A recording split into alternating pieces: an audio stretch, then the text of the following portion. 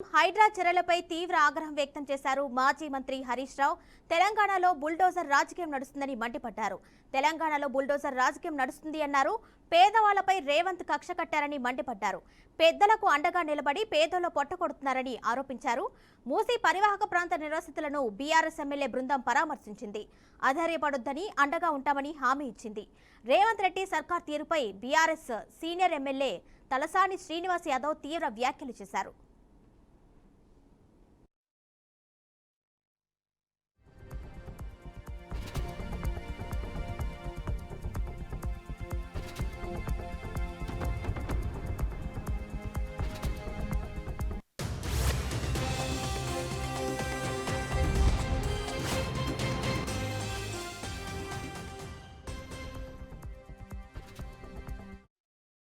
నీకంత చేయాలని ఉంటే ఉన్న దాంట్లో చేయి. బఫర్లకు ఎందుకు వస్తున్నావు? బఫర్లకు నువ్వే కదా లేఅవుట్ అప్రూవల్ ఇచ్చింది, నీ కాంగ్రెస్ గవర్నమెంటే ఇచ్చింది. నువ్వు తెలుగుదేశం పార్టీయే ఈ లేఅవుట్లన్నిటికీ అనుమతి ఇచ్చింది. మరి ఆనాడు అనుమతి ఇచ్చిన అధికారులు, ఆనాడు అనుమతి ఇచ్చిన ప్రభుత్వాల చర్య తీసుకోవాలి, కానీ ఈ పేదల మీద కాదు నువ్వు చర్య తీసుకోవాల్సింది. ఆనాడు లేఅవుట్ అప్రూవల్ చేసింది, బిల్డింగ్ పర్మిషన్లు ఇచ్చింది అప్పటి కాంగ్రెస్ ప్రభుత్వం కదా, అప్పటి తెలుగుదేశం ప్రభుత్వం కదా. చర్య తీసుకోవాల్సి వస్తే అనుమతి ఇచ్చిన ప్రభుత్వాల మీద, అనుమతి ఇచ్చిన అధికారుల మీద తీసుకోవాలి తప్ప ఈ పేదలదేం తప్పు అని చెప్పి నేను అడుగుతా ఉన్నా.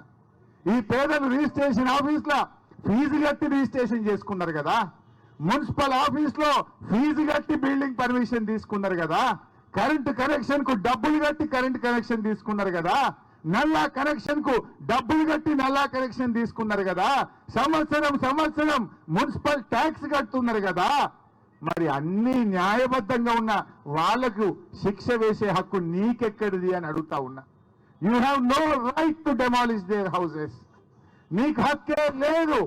నువ్వు ఉన్న దాంట్లో చేయి. అంత చేయాలనుకుంటే హైదరాబాద్ చుట్టూ ఇంకా ఖాళీ జాగాలు బాగున్నాయి, అక్కడ పోయి చేసి సుందరీకరణ. ఉన్న చెరువులను కాపాడే ప్రయత్నం చేయి. కానీ మూసీ పరివాహక ప్రాంతంలో, మూసీ రెండు వైపులా ఉండే ప్రజల ఉసురు పోసుకోవద్దని మరొక్కసారి ప్రభుత్వాన్ని హెచ్చరిస్తున్నాం. ఇవాళ మేము ఇంతమందిని, దాదాపు 15 మంది ఎమ్మెల్యేలం వచ్చాం, ఎమ్మెల్సీలకు వచ్చాం. మేమందరం వచ్చింది కూడా నిన్న మీరు వస్తే మీకు మాట ఇచ్చినాం, మీకు భరోసా కల్పించడానికి, ఈ ప్రభుత్వం మీద ఒత్తిడి పెంచడానికి. ఈ మొద్దు నిద్రపోతున్న రేవంత్ రెడ్డిని తట్టి లేపి కళ్ళు తెరిపించి ఈ పేదల మీ అందరూ ధైర్యంగా ఉండవలసినటువంటి అవసరం ఉన్నది. 6 నూరైనా ఒక్క ఇల్లు కూడా కులగొట్టకుండా ఆపే బాధ్యత మాది అని చెప్పి నేను ఈ సందర్భంగా తెలియజేస్తా ఉన్నాను. చాలా చూసిన మీ తాటాకు సప్పులని. మనకు స్వాతంత్రం వచ్చి 75 సంవత్సరాలు అవుతుంది.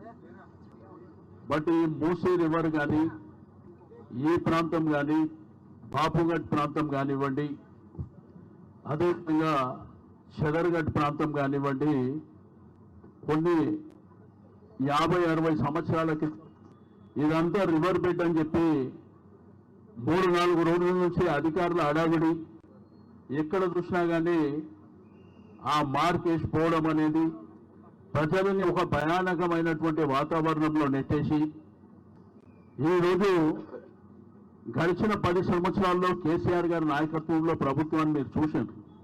ఈరోజు బుల్డోజర్లను తీసుకొచ్చి హైడ్రాని ఒక మంచి వాతావరణాన్ని చెడగొట్టేటువంటి ప్రయత్నం చేయడమే కాకుండా డబుల్ బెడ్రూమ్ ఇల్లు ఇస్తామని చెప్పేసి ఒక జీవో ఇచ్చింది గవర్నమెంట్.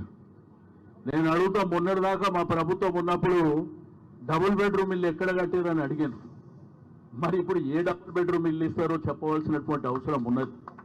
మా నాయకత్వం కానివ్వండి, మేమే కొన్ని ఏరియాలు పంచుకొని ఆ ఏరియాలలో మీతో పాటు మేమే ఉండడానికి కూడా సిద్ధంగా ఉంటాం. కానీ మీ మీద ఎటువంటి ఇబ్బంది ప్రభుత్వం తలపెడితే ఏడికైతే ఆడికి కొట్లాడడానికి మేము సిద్ధంగా ఉన్నామని చెప్పి నేను ఈ సందర్భంగా తెలియజేస్తా ఉన్నాను.